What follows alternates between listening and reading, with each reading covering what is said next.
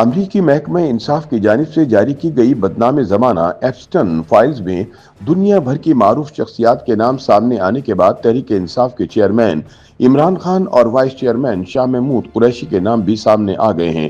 ان دستاویزات کے اجرا کے بعد یہ بحث شروع ہو چکی ہے کہ عالمی سطح پر طاقتور حلقوں کے درمیان روابط، غیر رسمی سفارتکاری اور ذاتی نیٹ ورکس کس حد تک پالیسی سازی اور عالمی منصوبوں پر اثر انداز ہوتے ہیں۔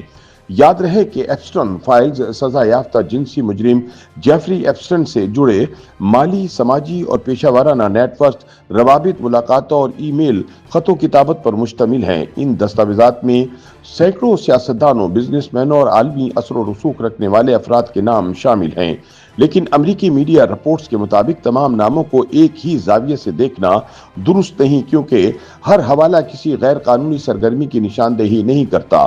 ایپسٹن فائلز میں پاکستان سے متعلق حوالہ جات محدود، سرسری اور ای میل، خط و کتابت تک محدود ہیں۔ ان میں نہ تو کسی براہ راست مالی لین دین کا ذکر ہے اور نہ ہی کسی فوجداری نوعیت کے الزامات سامنے آئے ہیں۔ تاہم عالمی سطح پر ان دستاویزات کے اجرا کے باعث پاکستان کا نام بھی توجہ کا مرکز بن گیا ہے۔ ایپسٹن فائلز میں عمران خان سے متعلق جو ای میلز اور حوالے سامنے آئے ہیں، ان میں زیادہ تر پس منظر عالمی سفارتی، سماجی اور صحت کے منصوبوں سے جڑا ہوا ہے۔ ایک ای میل میں بتایا گیا ہے کہ ایپسٹن نے عمران خان کو ترک صدر اردوان، ایران کے خامنئی، چین کے صدر شی جن پنگ اور روسی صدر پیوٹن سے بھی زیادہ بڑا خطرہ قرار دیا تھا، خصوصاً اسرائیلی اور مغربی مفادات کے تناظر میں۔ مائیکروسافٹ کے بانی بل گیٹس اور جیفری ایپسٹن سے منسلک ٹیموں کے درمیان ہونے والی بعض ای میل میں پاکستان میں پولیو کے خاتمے سے متعلق پروگراموں کا ذکر ملتا ہے۔ ان ای میلز میں بل اینڈ میلنڈا گیٹس فاؤنڈیشن کے سابق مشیر بورس نیکولیک کا نام بھی شامل ہے۔ ذرائع کے مطابق ایک ای میل میں ایک نامعلوم شخص ایپسٹن کو آگاہ کرتا ہے کہ پاکستان اور نائجیریا میں پولیو ٹیموں پر حملے ہو رہے ہیں، اور اس تناظر میں ممکنہ کردار یا رد عمل پر سوال اٹھایا گیا ہے۔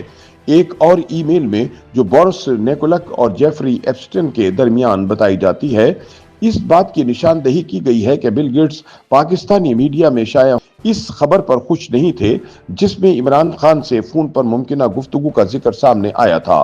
رپورٹ کے مطابق خدشہ ظاہر کیا گیا تھا کہ اس قسم کی خبریں پاکستان میں پولیو مہم کے لیے مشکلات پیدا کر سکتی ہیں۔ یہ تمام حوالہ جات ذاتی آراء اور اندرونی خط و کتابت کے طور پر پیش کیے گئے ہیں۔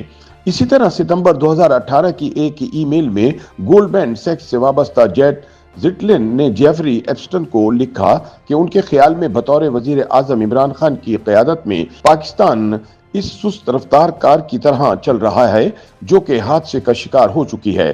ایپسٹن فائلز میں شامل ایک اور اہم حوالہ 2013 کی ایک اندرونی سفارتی ای میل سے متعلق ہے، جس میں اقوام متحدہ کی سابق عہدیدار نصرہ حسن نے ناروے کے سفارتکار تیرجے رودت لارسن کو لکھا کہ عمران خان لندن کی اشرافیہ میں ایک نمایاں اور مؤثر شخصیت ہیں۔ اس ای میل میں کہا گیا کہ عمران خان کے عالمی روابط اور مغربی دارالحکومتوں تک رسائی انہیں اس وقت کے نو منتخب وزیر اعظم نواز شریف کے مقابلے میں بعض حساس سفارتی اور صحت سے متعلق معلومات، خصوصاً پولیو کے خاتمے جیسے منصوبوں میں زیادہ مؤثر رابطہ بنا سکتی ہے۔ یہ خط و کتابت اس وقت کی ہے جب عمران خان اپوزیشن لیڈر اور عالمی شہرت یافتہ سابق کرکٹ اسٹار تھے اور خیبر پختونخوا میں پی ٹی آئی کی صوبائی حکومت قائم ہو چکی تھی۔ اس صوبے میں پولیو ویکسینیشن مہمات کو شدید مزاحمت کا سامنا تھا، جس کے باعث عالمی ادارے تشویش میں مبتلا تھے۔ ای میل سے ظاہر ہوتا ہے کہ بین الاقوامی سٹیک ہولڈرز عمران خان کی سماجی مقبولیت اور عالمی پہچان کو ایک ممکنہ سفارتی سہولت کے طور پر دیکھ رہے تھے، نہ کہ کسی غیر قانونی سرگرمی کے تناظر میں۔ ایپسٹن فائلز میں 2010 کی ایک ای میل کا بھی حوالہ دیا جا رہا ہے جو جیفری ایپسٹن اور جے پی مورگن کے ایک اعلیٰ عہدیدار کے درمیان ہوئی۔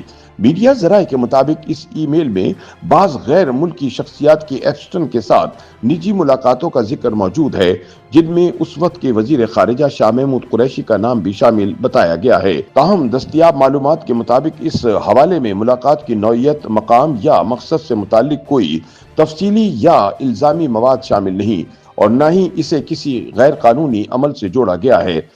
ایپسٹن فائلز میں پاکستان سے متعلق چند غیر سیاسی حوالہ جات بھی سامنے آئے ہیں۔ بعض ای میل میں جیفری ایپسٹن کو پاکستانی شلوار قمیص کے لیے پسند کا اظہار کرتے دکھایا گیا ہے۔